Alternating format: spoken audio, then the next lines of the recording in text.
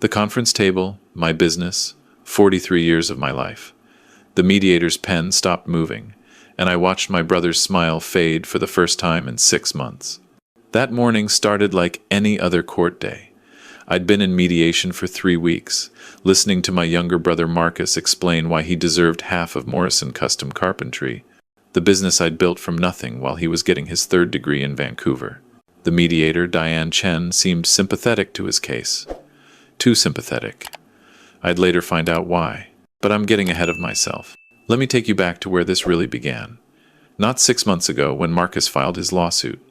Not even 3 years ago when our father died. This started 43 years ago, in 1982, when I was 21 years old and stupid enough to believe that hard work and family loyalty meant something. I'd just finished my apprenticeship as a carpenter in Calgary. Dad worked at the oil refinery. Mom was a school secretary. We weren't poor, but we weren't comfortable either. Marcus was 14, already showing signs of being what my mother called academically gifted and what I privately called allergic to manual labor. Dad pulled me aside one night after dinner. "David, your brother's going places. University, maybe graduate school. Smart kid.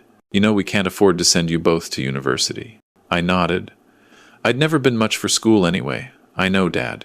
But you've got good hands. You're talented with wood.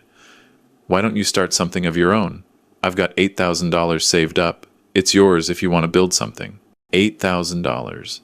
In 1982, that was enough to buy tools, rent a small workshop, and survive for about 6 months if I was careful. I took it. I named the business Morrison Custom Carpentry, and I worked 70-hour weeks for the first 5 years. Kitchen cabinets, furniture restoration, custom built-ins for the new developments going up all over Calgary during the oil boom. By the time Marcus graduated high school, I was employing 3 people. By the time he finished his first degree at UBC, I had 12 employees and had just landed my first commercial contract. By the time he got his PhD in economics, I'd built Morrison Custom Carpentry into the premier renovation and custom carpentry business in Calgary, with 42 employees and annual revenue of $4.8 million. Marcus became a professor. Economics, ironically. He taught at UBC for 15 years, then at the University of Alberta in Edmonton. He published papers about market efficiency and resource allocation. He never once asked about the business, never visited the workshop, never showed any interest in what I'd built. Dad was proud of both of us, in different ways. My professor son and my entrepreneur son, he'd say at family dinners. But I noticed something over the years. When Marcus came home for Christmas, Dad's eyes would light up in a way they never quite did for me. When Marcus published another paper, Dad would keep a copy on his desk. When I won the Calgary Small Business Excellence Award in 2008, Dad said, "That's great, son," and went back to reading Marcus's latest article. I'm not complaining. I understood. Marcus was the success story. I was just the guy who worked with his hands. Mom got diagnosed with Alzheimer's in 2019. Dad took care of her for 3 years before his heart gave out in March 2022. Marcus flew in from Edmonton for the funeral, stayed for 4 days, and flew back. I was the one who moved Mom into a memory care facility, the one who visited 3 times a week, the one who paid the $6,200 monthly fee because her care needs exceeded what the public system could provide. Marcus contributed $500 a month. Professor's salary, he'd say. Not like you, big successful businessman. 6 months after Dad's funeral, Marcus called me. "We need to talk about the business, David." I was in my truck, heading home after a site visit. "What about it?" "Dat promised me half." I nearly drove off Crowchild Trail. "What?" Dad always said the business was for both of us. Family legacy. He told me that dozens of times over the years. "Marcus, I built this business. Dad gave me $8,000 in 1982. That was his contribution. Everything else is 43 years of my life. Dad said it was a family business. Family. That includes me, David. You never worked a single day at Morrison Carpentry. Doesn't matter. Dad's promise matters. I've been patient, David. I've let you run things, make decisions, but now it's time to formalize the arrangement. I want 50% ownership, and I want it in writing." I pulled over into a Tim Hortons parking lot. "Marcus, are you serious?" "Dead serious. You've had 43 years to build wealth. I've been in academia, making a fraction of what you make. Dad knew that. He wanted to balance things out. He told me, David, multiple times, the business is for both my boys. Even if Dad said that, which I doubt, it doesn't mean anything legally. The business is registered in my name. I have 43 years of tax returns, business registrations, everything. It's mine. We'll see what a lawyer says. I'm giving you a chance to do this the right way, David. The family way. 50-50 partnership. Or I file a lawsuit for what Dad promised me. He hung up.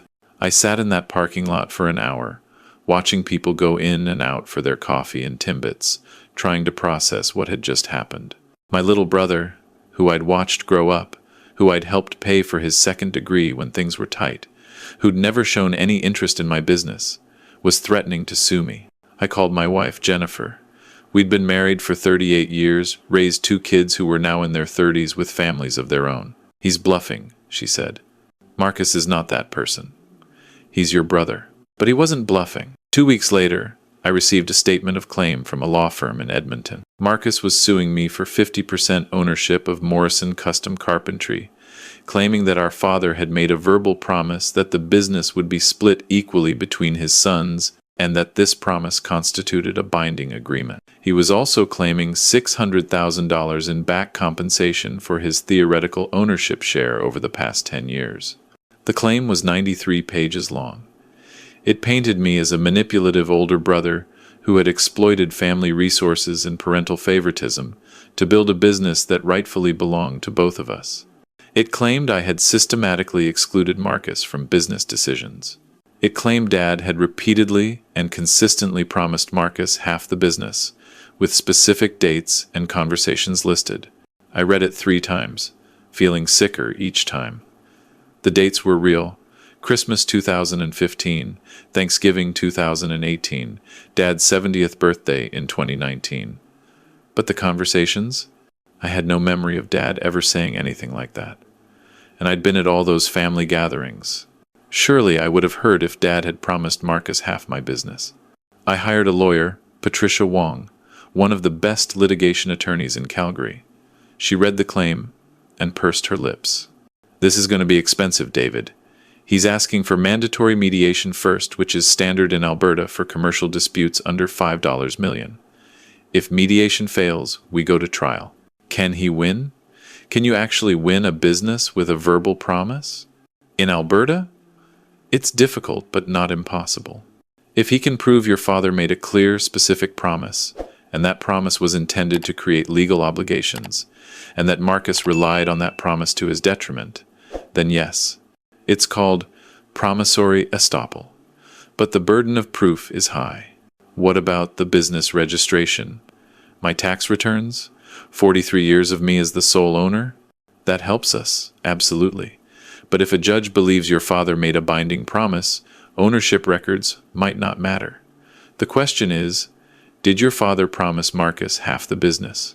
I thought about it.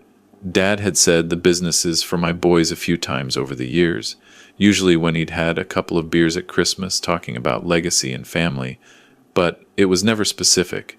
It was never Marcus, you own half. It was the vague sentimentality of an old man who wanted his sons to get along. Maybe, I admitted. Dad said some things over the years, but nothing specific, nothing legal. Patricia nodded.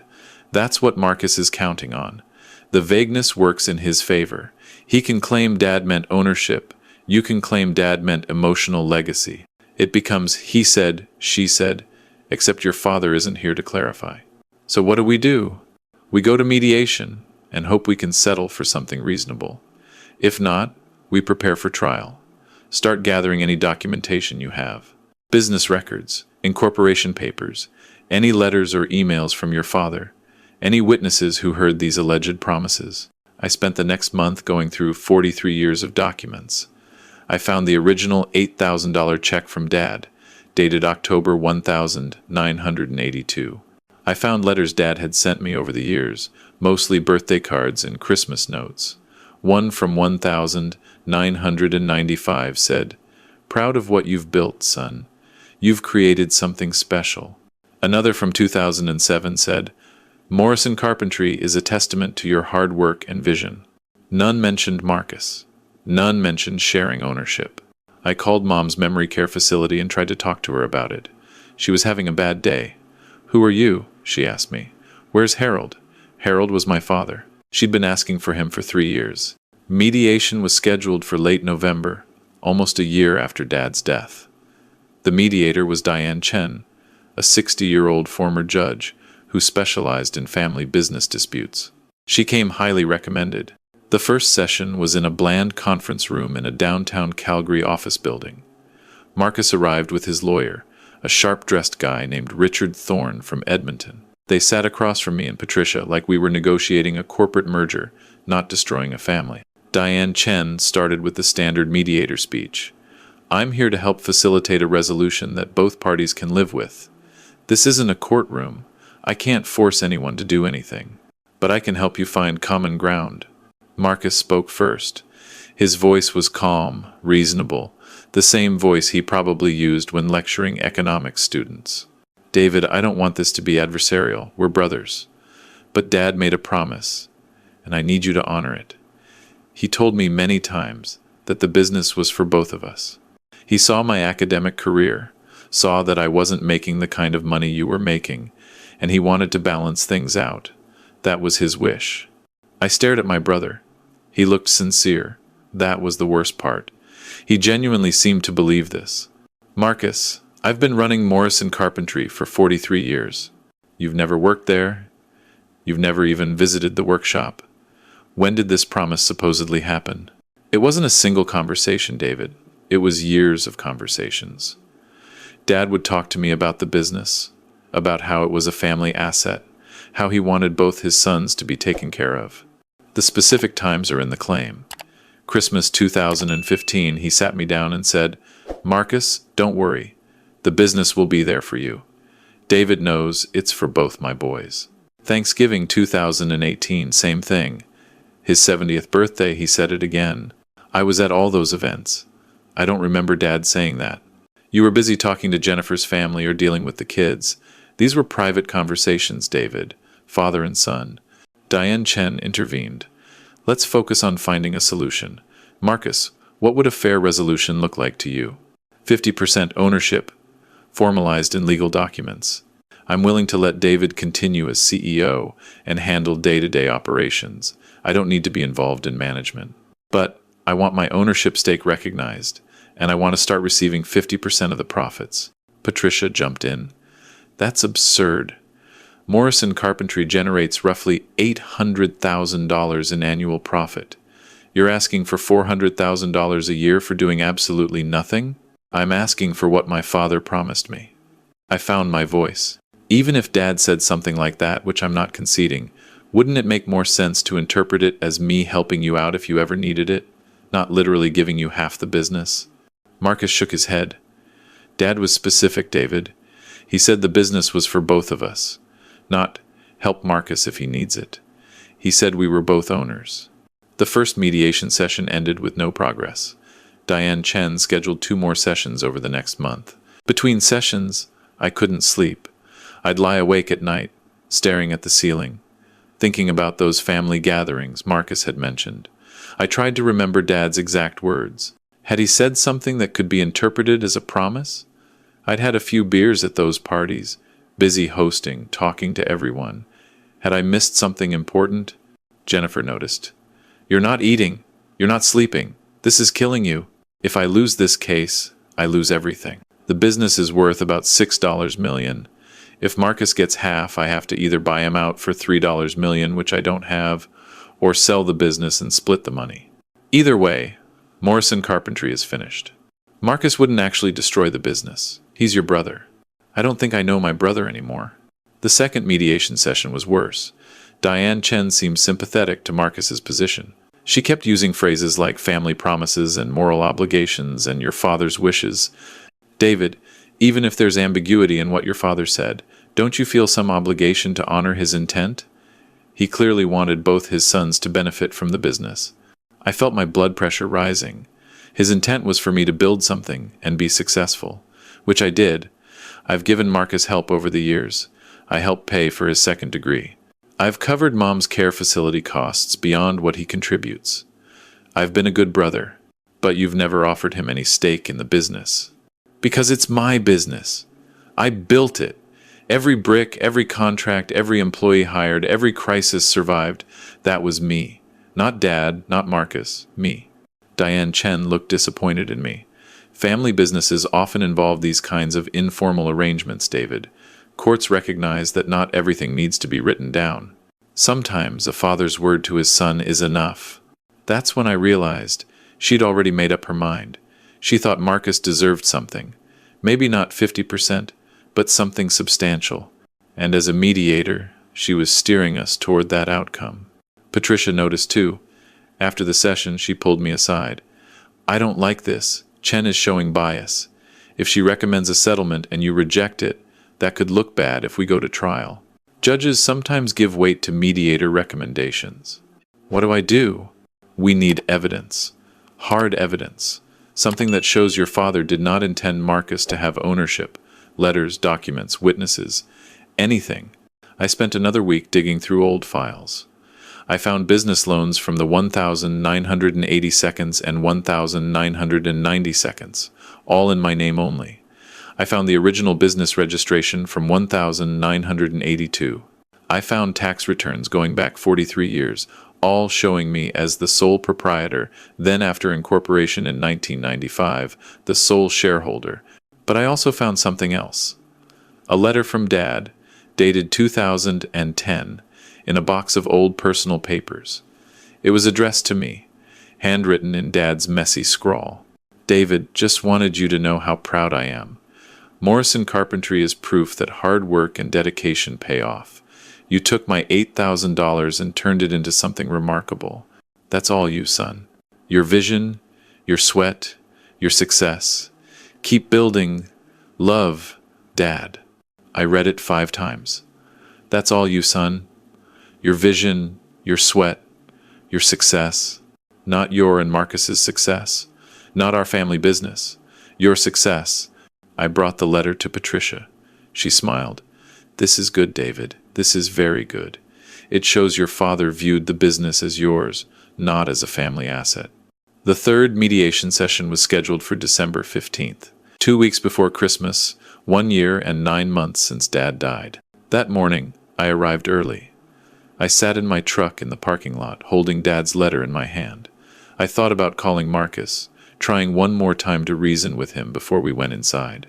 But what would I say? We'd already said everything. I walked into the conference room. Marcus was already there, looking confident.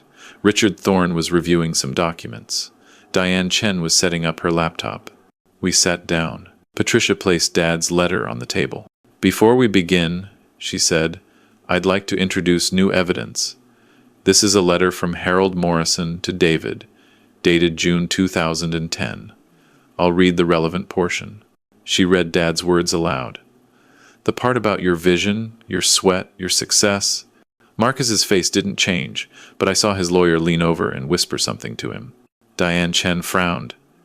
That's certainly interesting, but it's from 2010. Marcus's claim involves statements made between 2015 and 2019. Your father's views could have changed. Patricia nodded. Certainly possible, but it establishes a pattern. Harold Morrison viewed Morrison Carpentry as David's business, David's success, not a family asset. One letter doesn't disprove years of verbal promises, Richard Thorne said. Perhaps not, Patricia replied. But let's talk about those verbal promises.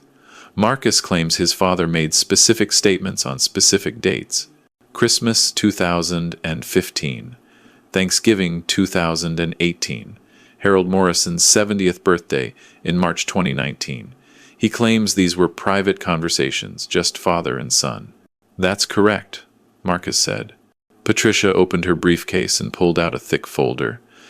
I've subpoenaed Harold Morrison's medical records from his family physician, Dr. Robert Chen, covering the period from 2014 to his death in 2022. Diane Chen looked up sharply. Medical records? What does this have to do with... Harold Morrison was diagnosed with early-stage Alzheimer's disease in November 2014. Dr. Chen's notes indicate cognitive decline beginning in 2013, with formal diagnosis in late 2014. The family was informed. The recommended treatment plan included monitoring, medication, and Patricia flipped through papers. Family members should document any major decisions or promises, as patient may experience confusion about previous statements. The room went silent. Marcus found his voice. That's not. Dad didn't have Alzheimer's. Mom did. Your mother was diagnosed in 2019, Patricia said. Your father was diagnosed 5 years earlier. The family was told. Were you not informed, Marcus? I remembered. The doctor's appointment in 2014, just before Christmas, Dad had asked me to come with him. Early stages, Dr. Chen had said. He'll have good days and bad days. Might repeat stories, might forget recent conversations, but he's still capable of managing his affairs for now. I'd been the one handling Dad's affairs after that. The bills, the prescriptions, eventually the decision to move Mom into care when Dad could no longer manage. I'd thought Marcus knew about Dad's diagnosis. But he'd been in Edmonton, visiting maybe 3 times a year. Maybe I'd never explicitly told him. Maybe I'd assumed Mom had mentioned it. The Christmas 2015 conversation Marcus describes, Harold Morrison's medical notes from December 2015, indicate he was experiencing increased confusion and short-term memory loss. The doctor specifically noted that Harold was struggling to distinguish recent events from past events and was occasionally making statements inconsistent with reality. Patricia pulled out more pages. Thanksgiving 2018. Harold Morrison had a medical emergency 3 weeks prior, a minor stroke. Hospital records show temporary cognitive impairment. His doctor noted patient experiencing disorientation and confabulation. March 2019, Harold's 70th birthday. By this point, Harold Morrison's Alzheimer's had progressed to moderate stage. Dr. Chen's notes from February 2019 state, patient should not be making financial or legal decisions without family oversight. Cognitive function significantly impaired. Marcus was white. I didn't know. Dad seemed fine at those gatherings. He was talking, joking, remembering stories. Alzheimer's patients often seem fine in social situations, Patricia said, not unkindly. They can mask symptoms, especially early on. But the medical evidence is clear.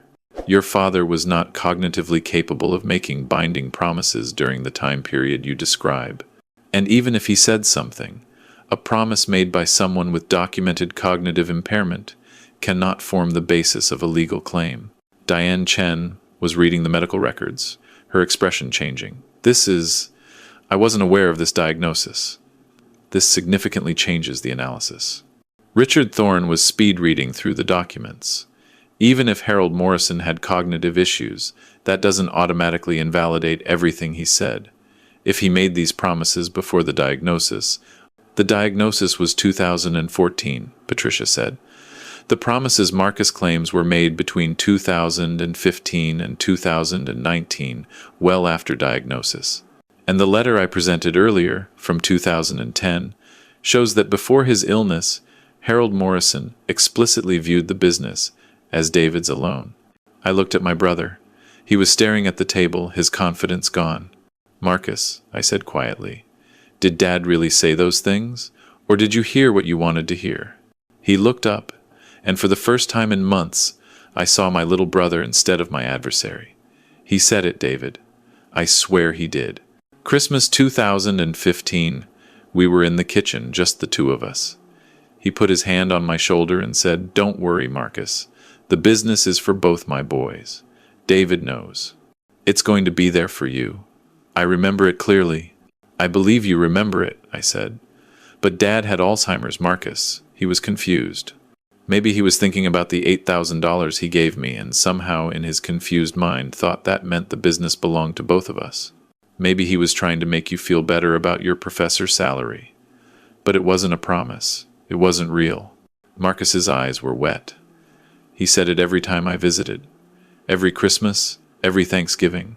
He'd pull me aside and tell me not to worry, that I'd be taken care of, that the business was ours. I thought it meant something. "It meant Dad loved you," I said. It meant he wanted you to feel secure. But it wasn't a legal promise, and it wasn't reality. Diane Chen cleared her throat. Given this new medical evidence, I don't think mediation is likely to result in a settlement favorable to Marcus's position. If this goes to trial, a judge will almost certainly find that Harold Morrison lacked capacity to make binding promises during the relevant time period. Richard Thorne was already packing his briefcase. I need to consult with my client. We took a break. Patricia and I went to a coffee shop across the street. My hands were shaking as I ordered a coffee. Did you know about your father's diagnosis? Patricia asked. I knew. I've been managing it for so long it became normal. I didn't think about how it affected conversations from years ago. I didn't think Marcus didn't know. He had to have known, David. Your mother was diagnosed later, moved into care. Your father's condition had to have been discussed. Marcus was in Edmonton. He visited maybe 3 times a year. Phone calls every couple of weeks. Maybe I thought someone else told him. Maybe I just assumed. Or maybe he knew and didn't want to remember, because it complicated his claim. I didn't want to believe that. I wanted to believe my brother had genuinely misunderstood, that he'd heard Dad's confused ramblings and thought they were promises. We went back to the conference room. Marcus and his lawyer were already there. Marcus looked smaller somehow, deflated. Richard Thorne spoke first. In light of the medical evidence presented, we're prepared to discuss a settlement. Marcus is no longer pursuing an ownership claim. However, we believe there's still a moral obligation to acknowledge the family contribution to the business. We're proposing a one-time payment of $500,000 in recognition of Harold Morrison's initial investment and family legacy. Patricia scoffed. You mean in recognition of Marcus's failed lawsuit? That's not happening. David, Marcus said, ignoring the lawyers. Dad gave you $8,000 in 1982. Adjusted for inflation, that's about $24,000 in today's dollars. The business is worth $6 million. Dad's investment started all of this. Don't I deserve something for that? You want me to pay you $500,000 because Dad gave me $8,000 43 years ago? Money I paid back 100 times over in helping you with your education, in covering Mom's care costs, in being the son who actually stayed in Calgary and looked after our parents? I want recognition that this isn't just your success. It's built on family support. Every business is built on family support. Every success story starts with someone helping someone else. But that doesn't mean you own my business. Diane Chen tried to mediate. Perhaps a smaller amount? A gesture of family goodwill? I felt something snap inside me. No. Everyone looked at me. No, I repeated. I'm not paying Marcus anything. Not $500,000, not $50,000, not $5,000. You know why? Because this lawsuit has cost me over $80,000 in legal fees so far. It's cost me sleep, stress, and nearly a year of my life. It's damaged my relationship with my brother, maybe permanently. And for what? Because Dad, in his confusion, said some vague things about family that Marcus twisted into a claim of ownership. I pulled out my phone and opened my banking app. You want to talk about family contribution? Let's talk numbers. 2019 to 2025, Mom's memory care costs $446,400. I paid $400,000 of that. You paid $36,000. That's money I pulled out of the business, out of my own retirement savings, to care for our mother while you sent your $500 monthly check and visited twice a year. I scrolled through more records. Your second master's degree, $1,994 to $1,996. When your funding fell through, I loaned you $18,000. You paid back $5,000. That was 30 years ago, Marcus. I never asked for the rest. David, Marcus started. I'm not done. 2008, when you were between academic jobs and couldn't make your mortgage payment? I sent you $12,000. 2015, when your car died and you needed a down payment on a new one? $6,000. 2020, during COVID, when the university cut your salary by 20%, I sent you $1,500 a month for 8 months. That's $12,000 more. I put my phone down. I've given you over $450,000 over the past 30 years, Marcus. Some as loans you never repaid, some as gifts. I never kept a ledger. I never asked for it back, because that's what family does. But now you're sitting here demanding $500,000 more because Dad's Alzheimer's made him say confused things about a business you've never contributed to? The room was silent. Marcus's voice was barely a whisper. I didn't remember all that. Of course you didn't, because I never made you remember. I never held it over your head. I helped because you're my brother, but apparently that means nothing to you. Richard Thorne stood up. I think we're done here. Marcus, we should discuss your options. There are no options, Patricia said. If you proceed to trial, David will present the medical evidence, the business records, and documentation of his financial support to Marcus over decades. No judge in Alberta will rule in your favor. You'll lose, and you'll be responsible for David's legal costs, which are currently $87,000 and climbing. Marcus stood up slowly. He looked at me, and I saw my little brother again, 14 years old, looking up to me. I'm sorry, David. I don't know what I thought. Dad said those things, and I wanted them to be true. I wanted there to be something for me, some security beyond my professor pension. I wanted to matter in the family business. You could have just asked, Marcus. If you'd come to me and said, David, I'm struggling, can you help? I would have helped. I always have. But you didn't ask. You demanded. You swed me. I know. He looked at his lawyer. Richard, withdraw the lawsuit. It's over. Marcus, I'd advise you to. It's over. My brother's right. I let Dad's confused ramblings become something they weren't. I convinced myself I deserved half of something I never built. He looked back at me. I'm sorry, David. I don't expect you to forgive me. I just want you to know I'm sorry. He walked out. Richard Thorne gathered his papers and followed. Diane Chen looked uncomfortable. I apologize, David. I should have investigated the family circumstances more thoroughly before forming initial impressions. I nodded. She left. Patricia was grinning. That's what we call a complete victory. But it didn't feel like victory. It felt like I just lost my brother. Jennifer was waiting when I got home. I told her everything. She held my hand and didn't say anything for a long time. Are you okay? She finally asked. I don't know. I won, but I feel like I lost something bigger. Your brother? My family. Dad's gone. Mom doesn't remember who I am half the time, and now Marcus and I don't know if we can come back from this. He apologized. He apologized after his lawyer told him he couldn't win. That's not real remorse. That's just accepting defeat. Jennifer squeezed my hand. People are complicated, David. Maybe Marcus really did misunderstand. Maybe Dad's Alzheimer's created this whole situation. Maybe your brother isn't a villain, just someone who made a mistake. I thought about that for days. Christmas came. Marcus didn't call. I didn't call him either.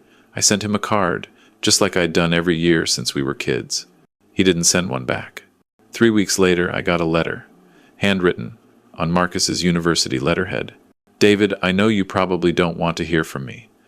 I've been doing a lot of thinking since the mediation ended. I talked to my therapist, to some colleagues who are also family dispute mediators, trying to understand what happened. I think I created a narrative in my head based on Dad's confused statements, and I convinced myself it was real because I wanted it to be real. I wanted to feel like I mattered, like I was part of your success. That was selfish and wrong.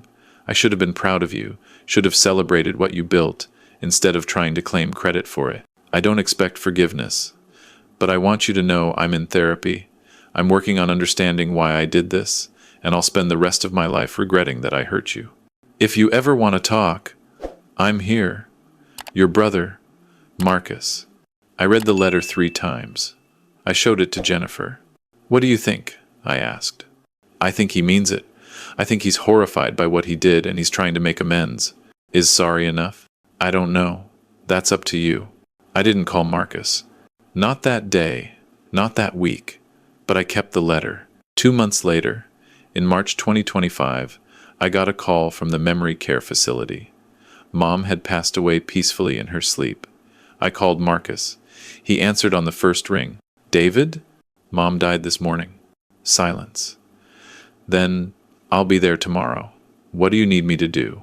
We planned the funeral together. We divided the tasks. I handled the funeral home and service arrangements. He handled the obituary and contacted relatives. We were efficient, professional, like business partners. We didn't talk about the lawsuit. At the funeral, Marcus sat next to me. During the eulogy, he started crying.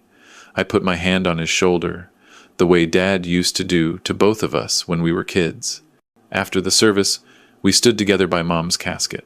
"I'm sorry," Marcus said, "not just for the lawsuit, for everything. For not being here more when Mom was sick. For not helping more with Dad. For being the son who left and expected you to handle everything. I don't want to talk about the lawsuit today, Marcus. I know. I need you to know. I regret it. I regret all of it." We buried Mom next to Dad at Queen's Park Cemetery in Calgary. The same cemetery where we'd buried grandparents, aunts, uncles, family land, Jennifer called it. A week later, Marcus called me. "Can we have coffee? Just talk?" We met at a Tim Hortons, the same chain where I'd sat a year earlier, processing his lawsuit. We ordered coffee and sat across from each other. "I've been thinking about Dad's letter," Marcus said, "the one from 2010. Your vision, your sweat, your success. That's what it said, right?" "Yeah." "He was right. It was all you. And I tried to take that away from you because I was jealous." I stirred my coffee. "Why were you jealous? You had a good career, a good life." "I was the smart son, the educated one, the one who was supposed to do great things. But you're the one who built something real, something that employs people, that creates value, that will exist after you're gone. I wrote papers that 12 people read. You built Morrison Carpentry. Your papers mattered, Marcus. You taught hundreds of students. It wasn't enough. It was never enough. And when Dad started getting confused, started saying things about the business being for both of us, I latched onto it. I created this whole story in my head where I deserved half because Dad had always wanted to balance things between us. It was delusional. Maybe not delusional, maybe just human. Marcus looked at me. "Can we start over? Not forget what happened, but start building something new? I don't want to lose my brother over this." I thought about Dad's confused promises, about Marcus's lawsuit, about the year of stress and $87,000 in legal fees. I thought about 43 years of building a business, of being the son who stayed, of taking care of our parents. "I don't know if we can go back to what we were," I said honestly. "That trust is broken, but maybe we can figure out what we can be now. That's all I'm asking." We talked for 2 hours. About Dad, about Mom, about our kids, about the future. We didn't resolve everything. Some wounds take a long time to heal. But it was a start. A month later, I did something I never thought I'd do. I called Marcus and made him an offer. "I'm thinking about retirement," I told him. "I'm 64. I've been doing this for 43 years. I'm tired. My knees hurt. I want to travel with Jennifer while we still can." "That makes sense. I'm going to transition the business to my senior managers over the next 5 years. Sell them shares gradually. Let them buy me out. But before I do that, I want to set up a scholarship fund at the University of Alberta. $100,000 to start, for carpentry and trade students who want to start their own businesses. I'd like to name it the Harold Morrison Memorial Scholarship." Marcus was quiet for a moment. "That's beautiful, David.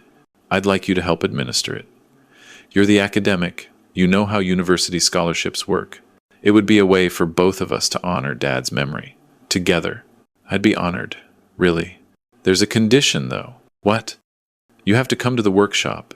Actually see the business you tried to take half of. Meet the people who work there. Understand what I built. I'd like that." He came the following week. I gave him a tour of Morrison Custom Carpentry. Showed him the workshop where we built custom cabinets. The showroom where clients came to see our work. The offices where my managers planned projects. He met my employees, some of whom had been with me for 20 years. At the end of the tour, Marcus looked at me. I didn't understand. I really didn't. This isn't just a business. It's 43 years of relationships, of craftsmanship, of your life. It's what Dad's $8,000 became when someone actually put in the work. I'm sorry I tried to take it. I know you are. We set up the Harold Morrison Memorial Scholarship that summer. The first recipient was a young woman from Grande Prairie who wanted to start a custom furniture business. At the award ceremony, Marcus and I stood together on stage, and for the first time in 2 years, we looked like brothers again. Not the brothers we'd been before the lawsuit. Those brothers were gone, but maybe something better. Brothers who had been through fire and come out scarred, but still standing. Jennifer asked me once if I forgave Marcus. I thought about it for a long time before answering. I forgive him for being human, I said. For being jealous, for being weak, for making a mistake. But I can't forget what he did. I can't forget the year of stress, the feeling of being betrayed by my own brother, the realization that family loyalty has limits. I forgive him, but things will never be the same. Is that enough? It has to be. Because the alternative is losing him completely, and I don't want that either. Marcus and I talk every couple of weeks now. We have dinner once a month. We're working on the scholarship together. We visited Mom's grave on what would have been her 85th birthday. We're building something new, something different from what we had before. But I keep Dad's letter from 2010 inches my desk drawer. Your vision, your sweat, your success. On hard days when the old anger resurfaces, I read it and remember. The business was mine. I built it. And no amount of revisionist history or confused promises can change that. Morrison Custom Carpentry will be sold to my managers in 2030. I'll retire, travel with Jennifer, spend time with my grandchildren. The business will continue under new ownership, new vision. That feels right. And Marcus will be in my life, in whatever capacity we can manage. Not as close as we once were, but not completely lost either. Somewhere in between. Because that's what family is, in the end. Not perfection, not unconditional trust, not fairy tales. Just people doing their best, making mistakes, hurting each other, and trying to find a way forward anyway. I'm 64 years old. I've built a business, raised a family, and survived a lawsuit from my own brother. I've learned that documentation matters more than trust, that family promises need to be in writing, and that forgiveness doesn't mean forgetting. But I've also learned that people are complicated, that motivations are tangled, and that sometimes the villain in your story is just your confused little brother who made a terrible mistake. I don't know if that's wisdom or just exhaustion, but it's where I've landed. And for now, that's enough.